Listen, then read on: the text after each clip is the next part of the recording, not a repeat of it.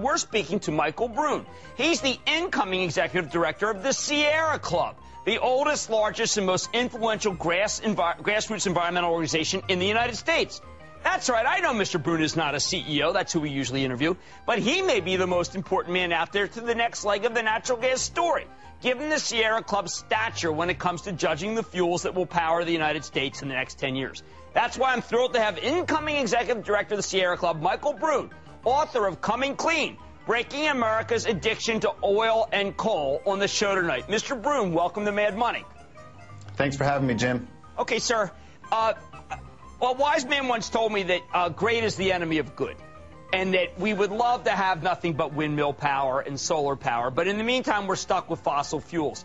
Is it not true that coal is the enemy, trying to find clean coal is the enemy of kind of what the other alternative, which is natural gas? Yeah, absolutely. It's a distraction and a waste of taxpayer resources. We know that every dollar invested in coal, certainly every dollar invested in clean coal, is a dollar that's much better spent investing in energy efficiency and clean energy technologies. Now, Mr. Brune, could you handicap for us, because you guys, Sierra Club knows more, and you have been on the side of natural gas as a bridge fuel. Can you handicap for me whether I'm off base in thinking that natural gas can play a role, in part because the National Resource Defense Council has been very strong in trying to stop a particular kind of drilling in this country. Am I off base that this fuel has a chance? No, I think you're on base, and I think that you've made the right pick. I also think that the NRDC is taking the right position. What we know now is that we have the technology to begin to shut down old and dirty coal-fired power plants and replace them with a whole series of alternatives. In some plants in Colorado, throughout the western parts of the United States, we can replace those plants with a better energy efficiency and a combination of solar and wind.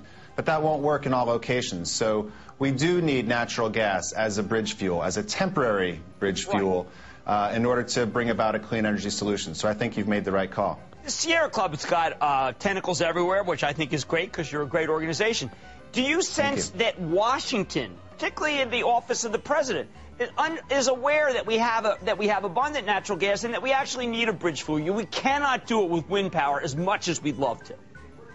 Yeah, I think so. I think that what you're seeing from the Obama administration and from many parts of Congress is an acknowledgement that coal is definitely not the answer, coal is definitely not the future, and that there's a series of alternatives, including in some cases natural gas, that can be used as a way to get from where we are today to breaking our dependence on coal in the future.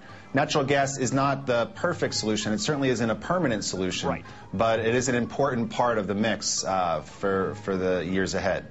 We've had a series of great engineering construction companies on. We've also had people who pipe CO2 on, and we've had the one major utility company that has tried to do carbon capture.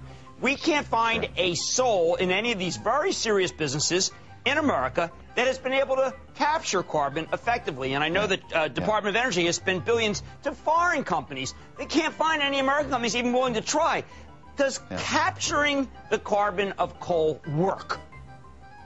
To date, no. To date, no. And I don't want to disparage the talented engineers and executives who are trying to find a way. My point is not that they shouldn't try to find a way, or not that they won't be able to find a way.